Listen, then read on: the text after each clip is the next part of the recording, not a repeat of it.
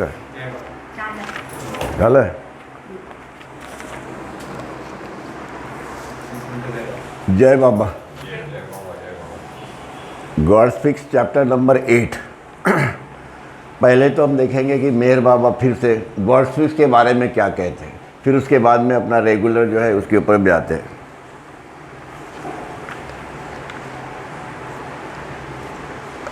जो बाबा प्रेमी आए थे वहाँ मिलने के लिए 5-6 लोग, तो गुरु प्रसाद के अंदर में बाबा बैठे थे. तो बाबा फिर से उनसे एक क्वेश्चन पूछते हैं कि बताते, read God speaks, if you understand it properly you will grasp what I am saying. You will find that there is nothing in the world to worry about.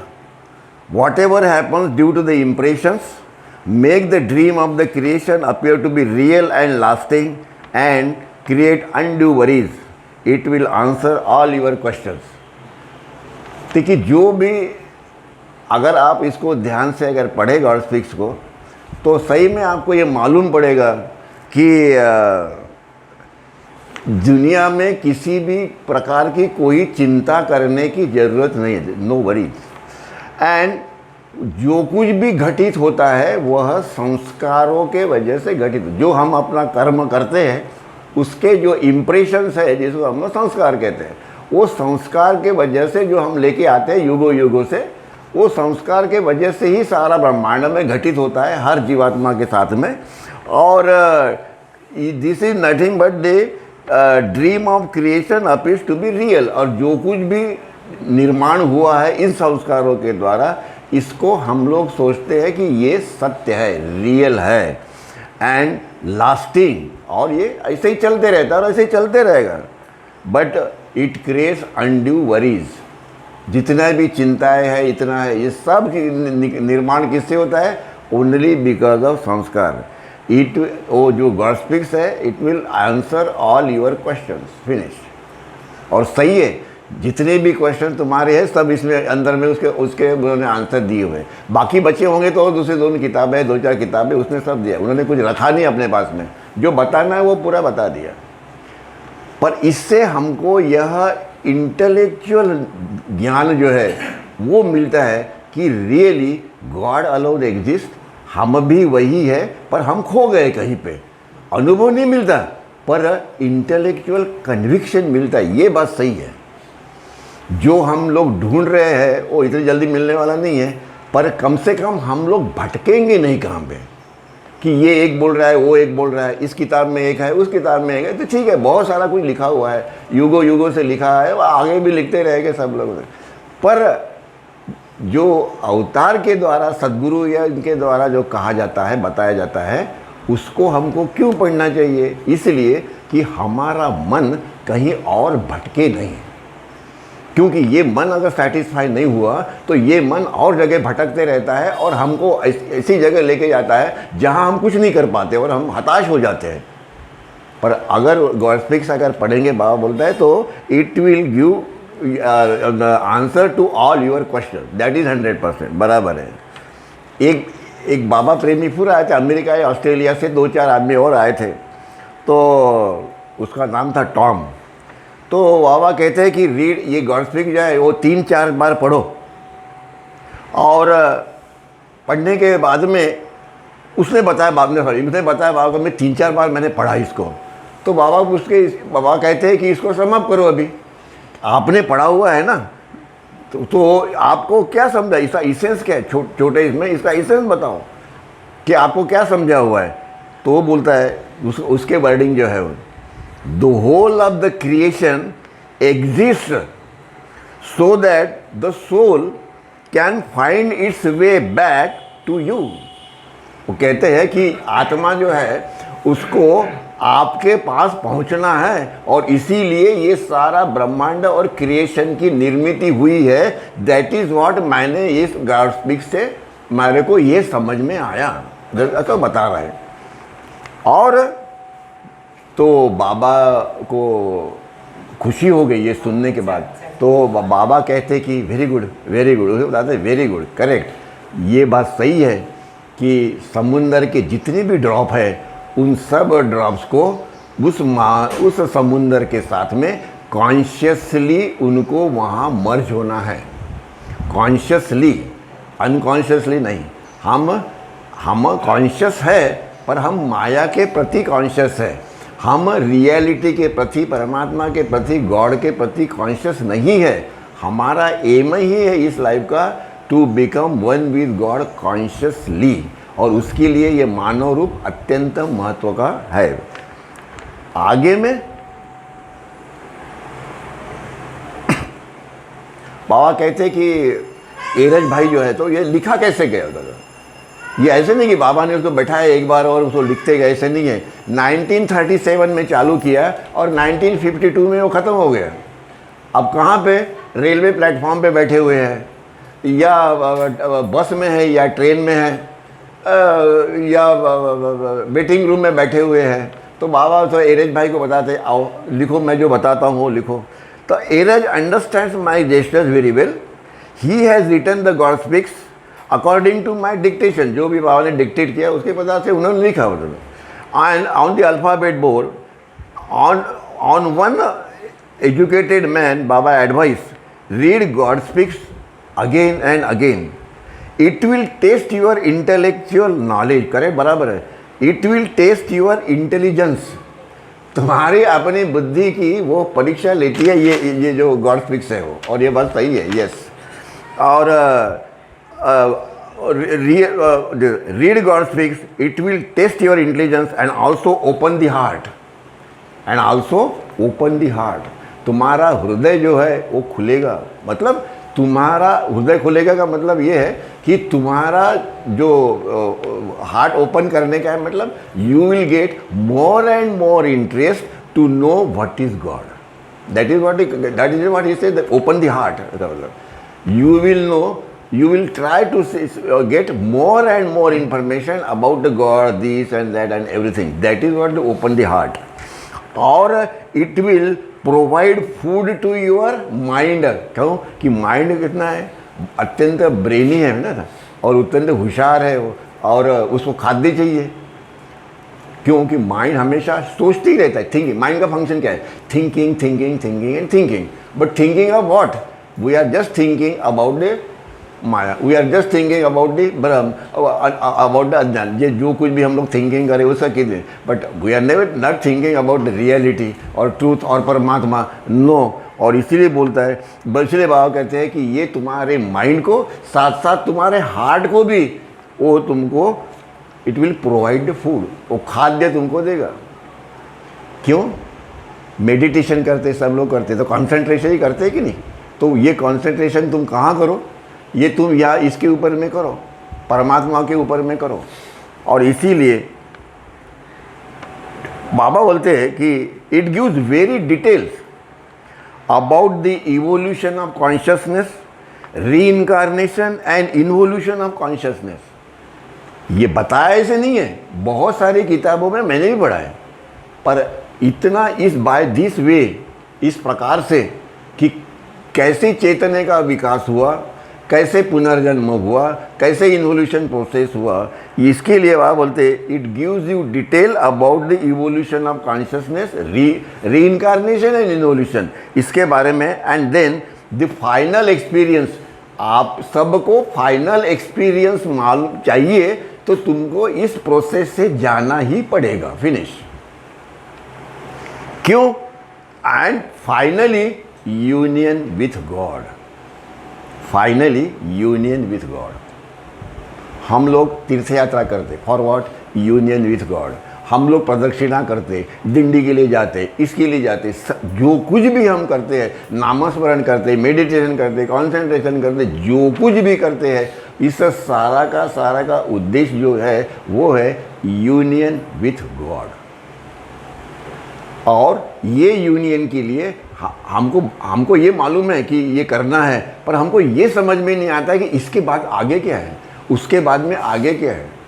यहाँ पे गॉड स्पीक्स बताता है कि आपको इन स्टेजेस से 1 2 3 4 5 से जाना ही जाना है, दूसरा रास्ता नहीं है, no other way.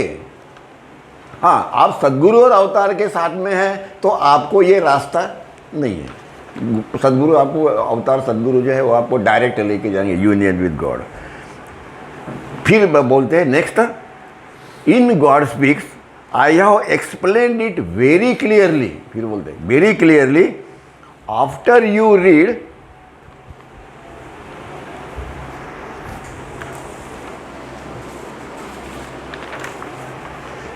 you will come to the conclusion, understanding that there is nothing besides I। मतलब कि आप अगर गॉड स्पीक्स पढ़ोगे तो आपको ये बात समझ में आएगी कि अस्तित्व किसको है, only I. Only means only I. हर आत्मा जो है, हर आत्मा इज आई। आत्मा जो है उसको ये अनुभव होगा कि I alone exist, I, that I is important, that I is real. What is that I? I is real. Capital I लिखते कि नहीं हम लोग, that is I is real. बोलते that there is nothing besides I, मेरे सिवा और किसी को अस्तित्व नहीं। यह अनुभव हर आत्मा को आएगा कि मैं परमात्मा हूँ। This is not knowledge, this is understanding. This is not knowledge, बोलता दिस इज अंडरस्टैंडिंग। तुमको ये जान पड़ेगा, तुमको मालूम पड़ेगा, अंडरस्टैंडिंग तुमको मालूम पड़ेगा कि यस आई एम गॉड। ये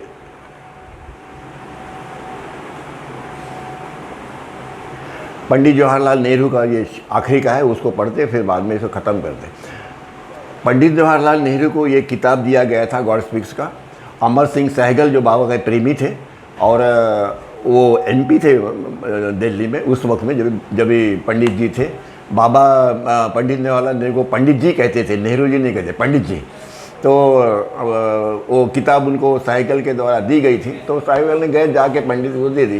बाबा बोलते हैं कि तुम फिर से जाओ। 1-2 महीने के बाद जब वो बाबा से मिले तो बाबा बोलते हैं कि नहीं, अभी आप फिर से उनको अपॉइंटमेंट लो, क्योंकि पंडित जी का अपॉइंटमेंट लेना उस वक्त में वो बड़ी डिफ़िकल्ट था, कठिन था। तो बाबा बोलते नहीं, आप फिर से जाओ और उनकी अपॉइंटमेंट लो एंड टेल हिम, क्या बोलते हैं, tell him, say that I want to tell you that Baba asked him to read a portion of the God Speaks for 5 minutes daily। इनको बताओ पंडित जी को कि शुरू से लेके आखिरी तक आपको ये किताब पढ़नी है और डेली 5 मिनट आपको ये किताब पढ़नी है daily, beginning with the first page ending with the last.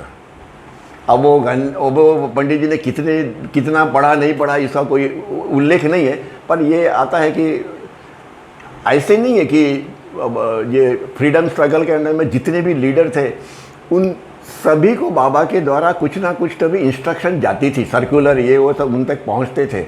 इसका मतलब है कि बाबा कहते हैं कि इसका मतलब नहीं, उसका ये फैक्ट है कि इंडिया के इंडिपेंडेंस में उनका लक्ष्य था कि क्या होने वाला और क्या नहीं होने वाला, तो उनको सब मालूम था। तो ये बताने का उद्देश्य यही है कि बाबा ने इस गॉड स्पीक्स को इतना क्यों महत्व दिया है, इसीलिए कि हमारे अपने दिमाग के अंदर में जितने भी डाउट्स है वो निकल जाए, ताकि हमको आगे बढ़ने में हम आनंद होकर आगे जाए। विथ डाउट्स नहीं, अपने मन के अंदर में डाउट्स नहीं है, भला ही अनुभव नहीं है अपने, मेरे को तो कोई अनुभव होना कुछ नहीं है। पर एक बात मैंने समझ में आई कि सही में गॉड स्पीक्स है वो अप्रतिम किताब है। गीता के बाद में सेकंड गीता अगर कोई होगी तो मैं यही सोचता हूँ गॉड स्पीक्स जो है वह सेकंड गीता है। जय बाबा। आगे में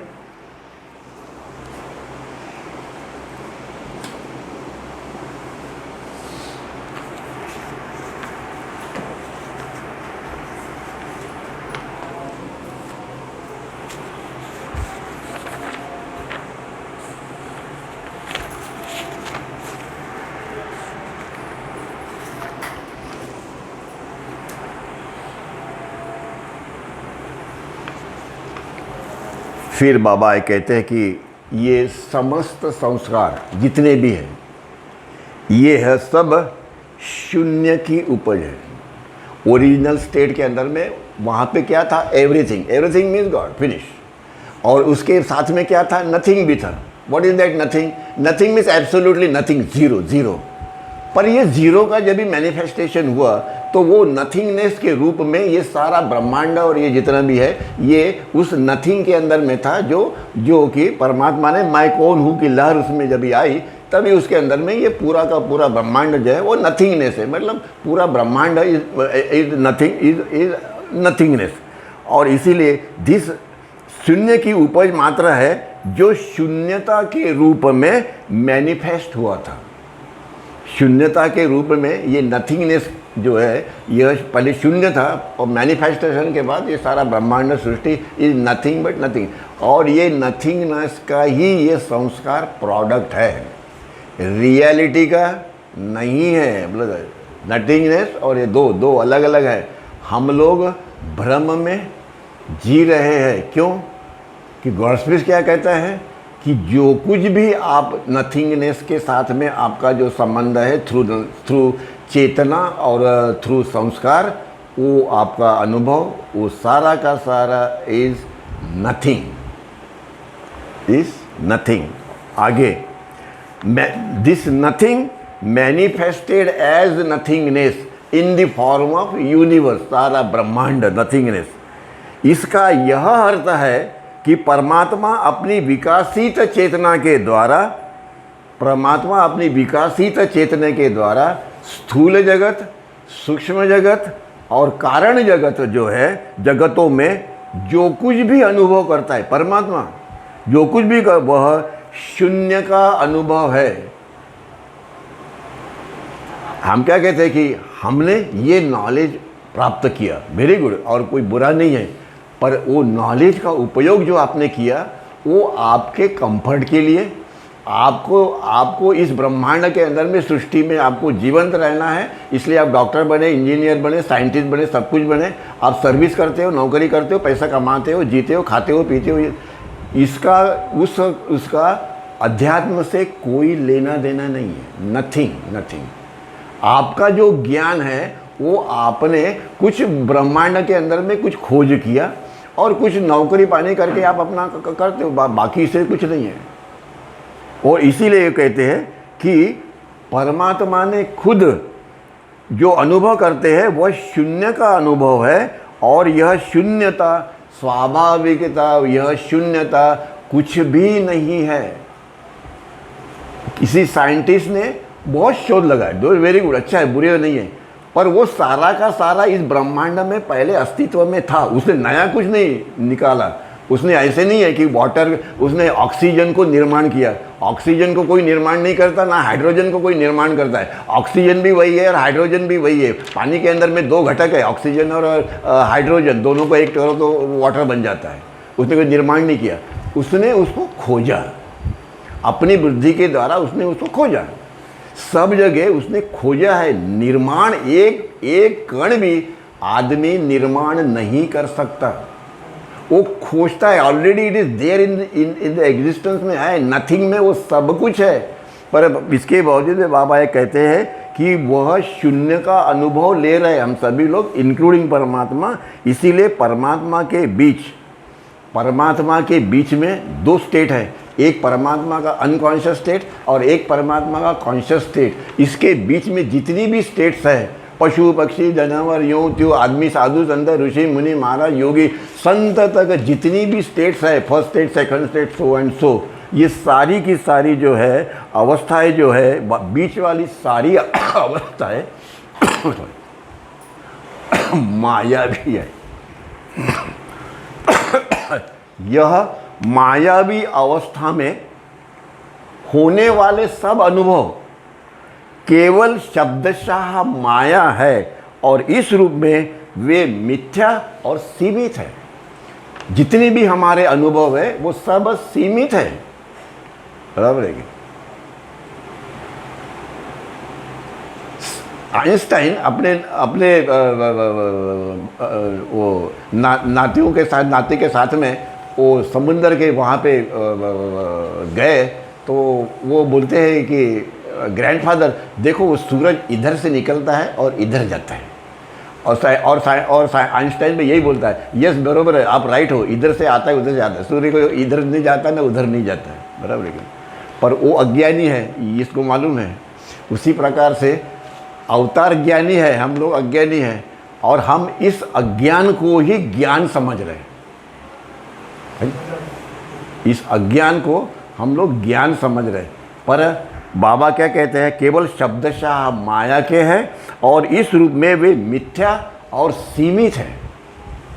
कितना भी बड़ा साइंटिस्ट हो, कितने भी उसके ज्ञान हो, वह माया का ही ज्ञान है, वह अज्ञान का ही ज्ञान है। वो ज्ञान परमात्मा का नहीं है, रियलिटी का नहीं है। यह सारा ज्ञान हमको अपने आप को इस ब्रह्मांड के अंदर में अस्तित्व में लाने के लिए, हमारे एग्जिस्टेंस के लिए इस धरती के ऊपर में, यह ज्ञान का हमें उपयोग होता है। इस ज्ञान का उपयोग हमको रियलिटी की तरफ जाने में, इसका हमें उपयोग नहीं है।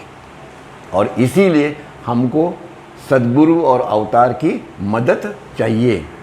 आगे क्या कहते हैं फिर, केवल जिस समय संस्कारों से रंजित चेतना समस्त संस्कारों से स्वतंत्र हो जाती है, सेवंथ प्लेन में जाने के बाद में, सातवीं भूमिका में जाने के बाद जितने भी सारे संस्कार है, वह सारे के सारे संस्कार जो है वो नष्ट हो जाते, खत्म हो गए। छठवीं प्लेन पे संस्कार थोड़े बाकी है, पर वो संस्कार किसके है, to see God face to face. Seeing के अवतार, सीइंग के संस्कार है, देखने के, बाकी कोई संस्कार वहाँ पे नहीं है। इसीलिए यह जितने भी संस्कार जो है, संस्कारों से रंजित चेतना, इम्प्रिजेंट भाई, संस्कारों से घिरी हुई चेतना समस्त संस्कारों से स्वतंत्र हो जाती है, तभी मनुष्य योनि में निर्वाण अथवा फना के रूप में मुक्ति प्राप्त होती है। मुक्ति, फना, फना और मुक्ति का क्या संबंध है? मुक्ति मतलब जो फना की दो अवस्था है, मैंने लास्ट हमने बताया था, एक फना की पहली अवस्था, फना की दूसरी अवस्था। पहली अवस्था में आपको मुक्ति मिलती है, दूसरी अवस्था में आप मैं परमात्मा हूँ कि फना फिला की अवस्था में मैं परमात्मा हूँ कि अपने को स्टेट में हम लोग जाते हैं, अपने को मुक्ति प्राप्त होती है। पहले इसमें जहाँ केवल चेतना है, पर वहाँ शून्य का सब कुछ जो शून्यता के रूप में था, सदैव के लिए वो नष्ट हो गया। वहाँ क्या रह गया अभी? Only I am God. जिन लोगों को यह अनुभव प्राप्त हुआ, उनके पास में जाके अगर हम बैठे, अगर कभी चांस मिला, तो हमें ये समझ में ज़रूर आता है कि ये है आदमी लोग, इन्हें कभी ना कोई बुखार आता है, ना या बीमार गिरते हैं, ना कुछ होता है। ये देखो कितने सुखी है, कितने आनंदी है, उनके चेहरे के ऊपर में देखो कितना तेज है, सब कुछ है। वो किसका तेज रहता है? वो परमात्मा का तेज रहता है। हाँ, उन्हें कुछ नहीं होता ना, ये माया उनसे दूर रहती है, डरती है उनसे। और इसीलिए बाबा, ये जो बाबा ने कहा है, सब कुछ जो शून्यता के रूप में था, जितना भी शून्यता के रूप में इतना था, वो सारा का सारा वाइप आउट हो गया। जितने संस्कार थे सब चले गए, सब चले गए, सदैव के लिए नष्ट हो जाता है। जो निर्माण के बाद 3-4 दिन तक शरीर को बनाए रखते हैं, निर्माण हो गया तो निर्माण में गया, तो निर्माण में कंटिन्यूसली नहीं रहते। हम अपने नींद में कंटिन्यूसली नहीं रहते, नींद से हम बाहर आते ही हैं, हमेशा आते हैं। उसी प्रकार से निर्माण से बाहर आते ही है। और इसी के बारे में गौतम बुद्ध ने उसको ज़्यादा एक्सप्लेन किया था, तो वो लोगों को मिसअंडरस्टूड हुआ और बाद में बहुत कुछ बोलने लगे। वो 3-4 दिन तक शरीर को बनाए रखते हैं, और यह मुक्त हुई चेतना अनिवार्य रूप से फना की दूसरी स्थिति, फना फिला शाश्वत ईश्वरत्व का अनुभव उसको आता है कि मैं परमात्मा हूँ। निस्संदेह उसको ये अनुभव आता है कि मैं परमात्मा हूँ। मैं अपने पिताजी से हमेशा पूछता था कि तुम इधर बैठ के वो ऊपर में क्या देखते रहते हो? 3-3, 4-4 घंटे तो बैठे रहते हो, और वो भी धूप के अंदर में, एक पेड़ के नीचे में, सिर्फ वो यहाँ चड्डी होती थी, बाकी यहाँ पे कुछ नहीं है, ऐसे ही बैठे हुए हैं। बोले क्या करते हो आप लोग? तो बोले मैं उस स्थिति में रहता हूँ जहाँ मेरे से और कोई नहीं है। और वो उनकी कॉन्शियस स्टेट थी, कॉन्शियस स्टेट। जितना देर मुझे है मैं वहाँ रहता हूँ और बाद में फिर मैं नॉर्मल हो जाता हूँ, फिर मुझे जब भी आता है तो मैं वहाँ जाता हूँ। मतलब ये बात सही है कि ये सब उस स्थिति का वर्णन है जिस स्थिति में फना फिला की स्थिति में ये जो सातवीं भूमिका के अंदर में उनका ये अनुभव है। जो लोगों को स्थिति आती है मैं परमात्मा हूँ। मेहर बाबा के कई प्रेमीजन जो उनके क्लोज थे, उन्होंने ये बात कही है कि जो मेहर बाबा ने हमें प्रॉमिस किया था वो हमको मिला। क्योंकि वो आप लोग अपना अनुभव बता रहे हैं, जैसे हम लोग अपना अनुभव बताते हैं वैसे वो लोग भी बताते हैं। और इसलिए जब चेतना संस्कार मुक्त हो जाती है, मानव योनि में जुड़ी जाती है और अनुभव करती है मैं परमात्मा हूँ, मैं परमात्मा था और चेतन रूप से परमात्मा बनी रहूँगी। ये चेतना जो है वह चेतना अल्टीमेटली क्या रहेगी? चेतना ही रहेगी। तो यह चेतना कहती है कि मैं चेतना, ये आत्मा को ये अनुभव देती है कि मैं परमात्मा हूँ, क्योंकि अनुभव चेतना ही देती है। तो मैं परमात्मा हूँ, मैं परमात्मा थी और परमात्मा रहूँगी। चेतना, आत्मा कहता है मैं परमात्मा हूँ, मैं परमात्मा रहूँगा और मैं परमात्मा था। ये इसी प्रकार से वो है, चैतन्य रूप से परमात्मा बनी रहती है। इस रीत से मानव परमात्मा, इस रीत से मानव परमात्मा बन जाता है। इसका इतने डिटेल में इस प्रकार से एक्सप्लेन नहीं है, एक्सप्लेनेशन नहीं है ऐसा। मैंने तो कभी नहीं पढ़ा, आपने तो पढ़ा होता मैंने। पर यह कहा जाता है कि मनुष्य ईश्वर साक्षात्कार प्राप्त किया।